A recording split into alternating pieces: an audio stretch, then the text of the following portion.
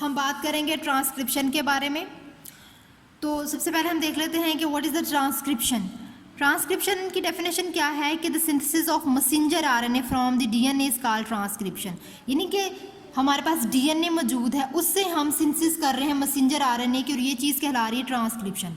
कि the synthesis of messenger RNA from the DNA called transcription, कि हमारे पास DNA है, उससे हम मैसेंजर आरएनए की सिंथेसिस करवा रहे हैं, मैसेंजर आरएनए बना रहे हैं, तो ये चीज़ कहलाती है ट्रांसक्रिप्शन। तो डीएनए जो है वो डायरेक्टली प्रोटीन्स को ट्रांसलेट नहीं कर देता, उससे पहले उसको मैसेंजर आरएनए की ट्रांसक्रिप्शन करवानी पड़ती है, मैसेंजर आरएनए ट्रांसक्राइब कराना पड़ता है, और इस प्रोसेस के लिए बहुत सारे एंजाइम्स जो हैं वो इन्वॉल्व होते हैं। ठीक है, यानी कि हम कहते हैं कि उन एंजाइम्स की मदद से जो डीएनए का रीजन है उसको हम अनवाइंड करते हैं। उसके बाद क्या होता है कि जो मैसेंजर आरएनए है वो इनिशिएशन होती है, मैसेंजर आरएनए सिंथेसाइज होता है, और उसके बाद मैसेंजर आरएनए की जो इनिशिएशन है वो स्टॉप भी होती है। जिस तरह हमने बात की स्टॉप की और स्टार्ट का डाउन की, कि अगर मैसेंजर आरएनए की जो है इनिशिएशन के वक्त मैसेंजर आरएनए की सिंथेसाइज हो रहा है तो वो सिर्फ बनता ही नहीं जाएगा, उसने स्टॉप भी करना है।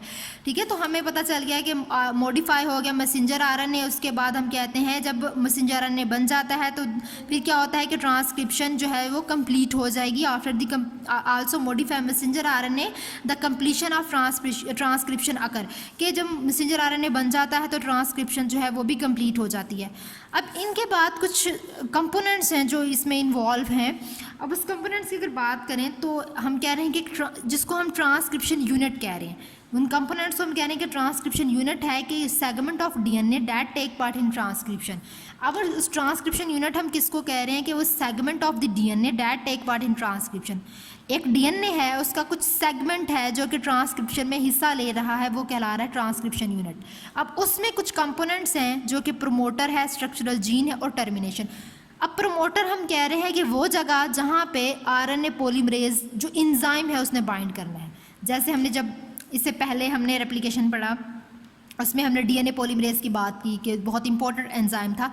इसी तरह इसमें हम आरएनए पॉलीमरेज की बात करेंगे कि इट्स वेरी इंपॉर्टेंट एंजाइम। ठीक है, तो आरएनए पॉलीमरेज बाइंड करता है। स्ट्रक्चरल जीन में क्या होता है कि ये जो है एंजाइम्स वगैरह जो उनको बना रही होती हैं, कोड्स फॉर द एंजाइम्स। उसके अलावा टर्मिनेशन का तो आपको पता है कि टर्मिनेशन जो है एंड पॉइंट को कह रहे होते हैं जहाँ पे टर्मिनेशन अकर हो रही होती है। अब हमारे पास एक टेम्पलेट स्ट्रैंड होता है और एक कोडिंग स्ट्रैंड होता है। अब टेम्पलेट स्ट्रैंड की अगर बात करें तो यहाँ पे हम कहते हैं कि डीएनए की डायरेक्शन होती है 3 to 5। टेम्पलेट स्ट्रैंड की रीडिंग की जब हमने बात की थी तो हमने 3 to 5 की बात की। तो DNA strand which have direction from 3 to 5 end, then coding strand direction from 5 to 3 end. ठीक है, तो कोडिंग स्ट्रैंड की डायरेक्शन होती है 5 to 3 and template strand direction from 3 to 5 and. ठीक है, तो अब यहाँ पर हम लोग देख लेते हैं स्टेजेस ऑफ ट्रांसक्रिप्शन। अब सब उसके बाद जो मेन हमारा काम है स्टेजेस ऑफ ट्रांसक्रिप्शन, तो सबसे पहले हम बात करेंगे इनिशिएशन की। हम बात करेंगे किसकी? इनिशिएशन की बात करेंगे। तो यहाँ पे हम देख लेते हैं इनिशिएशन को। तो हम इनिशिएशन की अगर बात करें तो हमारे पास आरएनए पॉलीमरेज हम कहते हैं कि बहुत इंपॉर्टेंट एंजाइम है। आरएनए हम कह रहे हैं पॉलीमरेज बहुत ज़्यादा इंपॉर्टेंट एंजाइम है। अब यहाँ पे क्या होता है कि जो डीएनए है, हम कह रहे हैं कि जो डीएनए है वो क्या करेगा, वो अनवाइंड करता है। आरएनए पॉलीमरेज की मदद से एक जो क्वाइलिंग है वो डीएनए इस तरह क्वाइल हुआ हुआ डीएनए है उसने अनवाइंड करना है, उसने खुलना है। ठीक है, और हमने ये बात पहले भी की थी कि जब एक दफ़ा अगर डीएनए जो है वो ओपन होता जा रहा है, अनवाइंड होता जा रहा है, तो साथ ही जो है वो एक दूसरी कोई भी सिंथेसिस हो रही है वो साथ होती जाएगी। ठीक है, और फिर जहाँ से अनजिप हुआ है उसने दोबारा से वैसे ही दोबारा से शक्ल में आ जाना होता है। ठीक है, तो RNA polymerase attaches on the specific sites. अब आरएनए पॉलीमरेज जो है वो स्पेसिफिक साइट्स पे आकर अटैच करता है। अब वो जो स्पेसिफिक साइट है उसको हम कह रहे हैं कि वो प्रमोटर रीजन है। अब प्रमोटर रीजन किसको कहते हैं कि जहाँ पे ट्रांसक्रिप्शन ने स्टार्ट होना होता है। Promoter region where transcription begins. अब एक बात आपने याद रखनी है कि जो प्रमोटर रीजन है ये इसका हम कह रहे हैं कि 5 एंड है, और ये इसका क्या है, ये 3 एंड है। ठीक है, अब यहाँ पे प्रमोटर रीजन जो होता है वो 5 एंड पे होता है। ये जो 5 एंड है यहाँ पर प्रमोटर रीजन होता है। तो प्रमोटर रीजन की लोकेशन जो है वो हमेशा कहाँ पे होगी, 5 एंड पर, जहाँ पे ट्रांसक्रिप्शन इनिशिएशन साइट हम कह रहे हैं कि location eight 5 end of the transcription initiation site. हम इनिशिएशन की बात कर रहे हैं तो ट्रांसक्रिप्शन की इनिशिएशन साइट की बात कर रहे हैं तो उसके 5 एंड पर प्रमोटर रीजन मौजूद होगा और यहाँ पर ट्रांसक्रिप्शन स्टार्ट होगी। यहाँ पर आकर हम कह रहे हैं कि आरएनए पॉलीमरेज जो है वो बाइंड करेगा। अब यहाँ पे आरएनए पॉलीमरेज जो है वो बाइंड कर दिया, यहाँ पर आरएनए पॉलीमरेज जो है वो यहाँ पर बाइंड कर गया। अब यहाँ पर एक सिग्मा फैक्टर भी मौजूद होता है। अब उस सिग्मा फैक्टर का क्या काम है, उसका फंक्शन क्या है कि ये क्या एक प्रोटीन है जो कि आरएनए पॉलीमरेज को क्या करती है, अटैच करती है। आरएनए पॉलीमरेज को इसके साथ अटैच करती है सिग्मा प्रोटीन और उसके अलावा जो है ये इनिशिएशन ऑफ ट्रांसक्रिप्शन करती है, यानी कि ट्रांसक्रिप्शन की इनिशिएशन जो है उसे स्टार्ट करवाती है। तो आरएनए पॉलीमरेज जो है वो यहाँ पर आकर अटैच हो गया है, प्रमोटर रीजन ने इससे बताया कि यहाँ पर आकर इसने अटैच होना है। ठीक है, तो अब इसके बाद नेक्स्ट जो है हमारा स्टेप है वो इलॉन्गेशन। अब इलॉन्गेशन की बात करते हैं तो यहाँ पे हम कह रहे हैं कि आरएनए, अगर इसमें आपने एक चीज़ याद रखनी है कि आरएनए में जो है बेस जो है वो यूरेसिल रिप्लेस कर देती है थायमिन को और डीएनए में थायमिन रिप्लेस्ड बाय यूरेसिल। ठीक है, उसके अलावा आरएनए पॉलीमरेज जो है वो start joining complementary ribose nucleotide at the 3 and. RNA polymerase जो है वो कंप्लीमेंट्री राइबोज न्यूक्लियोटाइड जो है वो ज्वाइन करती है उसके 3 एंड पे। उसके अलावा अब ये डीएनए का स्ट्रक्चर है। अब क्या हुआ कि जिस तरह हमने बात की थी रेप्लिकेशन बबल की, ठीक है, हमने पहले लेक्चर में रेप्लिकेशन बबल की बात की थी, तो इसी तरह यहाँ पर भी ये बबल बन जाएगा। ठीक है, आरएनए पॉलीमरेज ने इसको अनवाइंड किया तो बबल बन गया और इस बबल को अब हम कह रहे हैं कि ये ट्रांसक्रिप्शन बबल है। ठीक है, तो यहाँ पर अब देखें ये हमारा 3 एंड है, ठीक है, और ये हमारा 5 एंड है। तो अब यहाँ पे क्या है, यहाँ पर हम कह रहे हैं कि आरएनए पॉलीमरेज, ये आरएनए पॉलीमरेज है, अब यहाँ पर अनवाइंड हो गया। ठीक है, अब यहाँ पर जब आरएनए पॉलीमरेज ने अनवाइंड होना है, आरएनए पॉलीमरेज की वजह से डीएनए ने अनवाइंड होना है, तो यहाँ पर सिग्मा फैक्टर जो है वो रिमूव करेगा। वो कब रिमूव करेगा, जब मैसेंजर आरएनए की सिंथेसिस स्टार्ट होगी। अब इसको मैं डिटेल में आपको समझा देती हूँ। तो यहाँ पे क्या हुआ कि आरएनए पॉलीमरेज जो है, ये आरएनए पॉलीमरेज है। अब यहाँ पे एक हमारे पास जो है कोडिंग स्ट्रैंड होता है और एक हमारे पास टेम्पलेट स्ट्रैंड होता है। तो हमने बात की जो है टेम्पलेट स्ट्रैंड है वो हम कह रहे हैं कि 3 से 5 एंड है और जो कोडिंग स्ट्रैंड हम कहते हैं कि वो 5 से 3 एंड होता है। तो अब यहाँ पे क्या होता है कि हम कह रहे हैं कि जो आरएनए पॉलीमरेज है यानी कि टेम्पलेट स्ट्रैंड हम कह रहे हैं 3 to 5 है। अब यहाँ पर क्या हुआ, यहाँ पर आपने एक चीज़ याद रखनी है कि इसके बाद मैसेंजर आरएनए की सिंथेसिस होनी है। ठीक है, अब हम बात करते हैं यहाँ पर कि यहाँ पर मैसेंजर आरएनए की सिंथेसिस होनी है। अब जब मैसेंजर आरएनए की सिंथेसिस स्टार्ट होगी तो जो सिग्मा फैक्टर है वो क्या करेगा, वो निकल जाएगा, रिमूव हो जाएगा। सिग्मा फैक्टर रिमूव हो जाएगा। जब सिग्मा फैक्टर रिमूव होगा तो वो जो आरएनए पॉलीमरेज है उसने मैसेंजर आरएनए बनाना शुरू कर दिया। अब मैसेंजर आरएनए जो है वो बन गया और उसके बाद ये जो आरएनए पॉलीमरेज है ये भी उसके साथ उसके टर्मिनेशन एंड पे चला जाएगा। अब ये जो चीज़ है ये याद रखना है कि ये उसका टर्मिनेशन पॉइंट है, क्योंकि हमने बात की कि टर्मिनेशन पॉइंट भी होगा, सिर्फ मैसेंजर आरएनए की सिंथेसिस ही नहीं होती जाएगी। तो ये इसका टर्मिनेशन पॉइंट है। अब ये इसका टर्मिनेशन पॉइंट है तो आरएनए पॉलीमरेज इसके पास आ गया। अब यहाँ पर एक फैक्टर मौजूद होता है जिसको रो फैक्टर बोला जाता है। ठीक है, टर्मिनेशन पॉइंट पे रो फैक्टर होता है।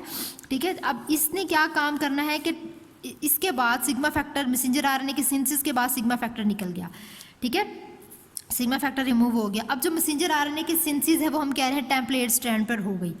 ठीक है, 3 to 5 टेम्पलेट स्ट्रैंड था, वहाँ पे मैसेंजर आरएनए की सिंथेसिस हो जाएगी। अब यहाँ पर फिर इसकी बात करें तो ये क्या होगा, ये हम कहते हैं कि 5 to 3 जो है इसकी सिंथेसिस स्टार्ट होती है वो हम कहते हैं 5 to 3 होती है। तो ये भी हम इसको टर्मिनेशन में देख लेते हैं। तो टर्मिनेशन में क्या होता है कि RNA polymerase reach termination sequence. अब तक हमने इनिशिएशन और इलॉन्गेशन को डिस्कस कर लिया। टर्मिनेशन में हम कहेंगे कि आरएनए पॉलीमरेज जो है वो टर्मिनेशन सीक्वेंस तक पहुंच जाएगा तो ट्रांसक्रिप्शन स्टॉप हो जाएगी। अब ये जब इस तक पहुंच जाएगा तो ट्रांसक्रिप्शन स्टॉप हो जाएगी।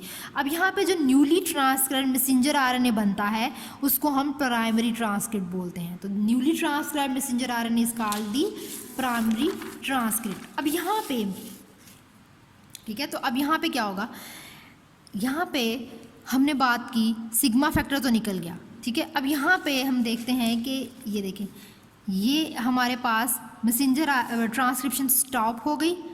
अब आरएनए पॉलीमरेज भी इस जो प्री आरएनए है इसके साथ इसने बाहर की तरफ आना है। ठीक है, तो हम कह रहे हैं ये इसका टर्मिनेशन पॉइंट था।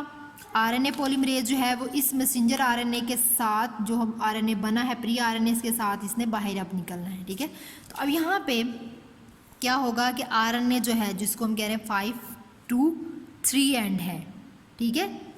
अब जो आरएनए बना उसकी डायरेक्शन हम कह रहे हैं 5 to 3 है। तो अब यहाँ पर आरएनए पॉलीमरेज भी बाहर आ गया और जो आरएनए है वो भी इससे निकल के, क्योंकि दोबारा से इसने अनवाइंड था तो अब दोबारा से इसने वाइंड करना होता है, ठीक है। जैसे जैसे ये अनवाइंड होता जाएगा पीछे से वो दोबारा से वाइंड होता जाएगा, ठीक है। यहाँ से अगर खुलता जाएगा तो पीछे से बंद होता जाएगा, तो ये प्रोसेस ऐसे ही चलता जाएगा, ठीक है। तो अब हमने देख लिया कि हमारे पास जो आरएनए निकला है ये मैच्योर फॉर्म में नहीं होगा, ये मैच्योर होता है।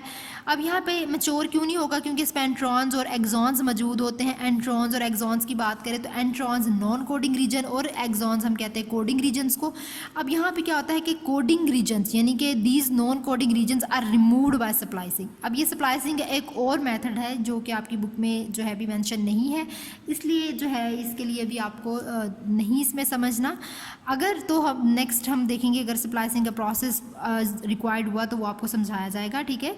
तो नॉन कोडिंग रीजन जो है हम कहते हैं रिमूव्ड बाय दी स्प्लाइसिंग। एक प्रोसेस है स्प्लाइसिंग जिसकी मदद से नॉन कोडिंग रीजन रिमूव कर दिया जाएगा। जब नॉन कोडिंग रीजन रिमूव कर दिया जाएगा तो जो मैसेंजर आरएनए होता है वो कोडिंग रीजन्स, ठीक है, हम कहते हैं कि messenger RNA coding regions can be read continuously at ribosome. तो फिर वो जो मैसेंजर आरएनए होता है वो कंटिन्यूअली राइबोसोम पे कोडिंग रीजन्स को रीड कर सकता है, इसलिए स्प्लाइसिंग के प्रोसेस से नॉन कोडिंग रीजन्स को रिमूव किया जाता है।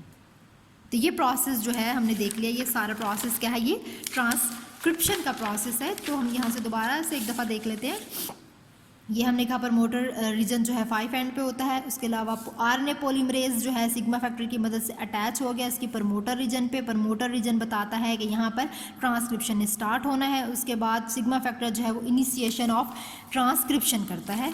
उसके बाद हमने देखा कि आरएनए पॉलीमरेज और जो है वो मैसेंजर आरएनए की सिंथेसिस कर रहा होता है। तो यहाँ पे हमारे पास एक कोडिंग स्ट्रैंड होता है, एक टेम्पलेट स्ट्रैंड होता है। देन फिर हम बात करते हैं कि यहाँ पर हम कह रहे हैं कि मैसेंजर आरएनए की मदद, मैसेंजर आरएनए की जैसे सिंथेसिस होना शुरू हो जाती है तो इसमें क्या होता है, जब मैसेंजर आरएनए की तो टेम्पलेट स्ट्रैंड पे हम कह रहे हैं कि मैसेंजर आरएनए की सिंथेसिस स्टार्ट होगी। ये टेम्पलेट स्ट्रैंड था जो हम कह रहे हैं 3 to 5 होता है। देन वहाँ पे मैसेंजर आरएनए की सिंथेसिस जो है वो स्टार्ट होना शुरू हो जाएगी, ठीक है। तो टेम्पलेट स्ट्रैंड पे मैसेंजर आरएनए की जब सिंथेसिस स्टार्ट हो गई तो वहाँ पर हम कह रहे हैं कि जो है सिग्मा फैक्टर रिमूव हो जाएगा। अब ये जब आरएनए पॉलीमरेज जो है वो मैसेंजर आरएनए के साथ यहाँ तक पहुँच जाएगा उसके टर्मिनेशन पॉइंट तक। अब टर्मिनेशन पॉइंट पर रो फैक्टर भी मौजूद होता है। रो फैक्टर जो है इसकी मदद से फिर क्या होगा कि आरएनए पॉलीमरेज और जो हमारा आरएनए बना है इसने यहाँ से निकल जाना है, ठीक है, रिमूव हो जाएगा।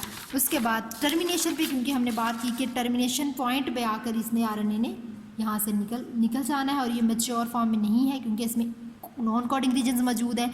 अब वो नॉन कोडिंग रीजन्स रिमूव होते हैं by the process of the splicing, और फिर जब वो रिमूव हो जाते हैं तो फिर क्या होता है कि उनको कंटिन्यूअली जो है मैसेंजर आरएनए कोडिंग रीजन्स को रीड कर सकता है और सारी इंस्ट्रक्शंस को लेके तो जो आगे प्रोटीन की सिंथेसिस है वो करवा सकता है। तो आज के लेक्चर में हमने जो है ट्रांसक्रिप्शन है उसको डिटेल में देख लिया, ठीक है। तो आई होप आपको समझ आ गई होगी कि ट्रांसक्रिप्शन हम किसको कहते हैं कि मैसेंजर आरएनए की सिंथेसिस करवाई है हमने डीएनए से, तो ये प्रोसेस कहलाता है ट्रांसक्रिप्शन।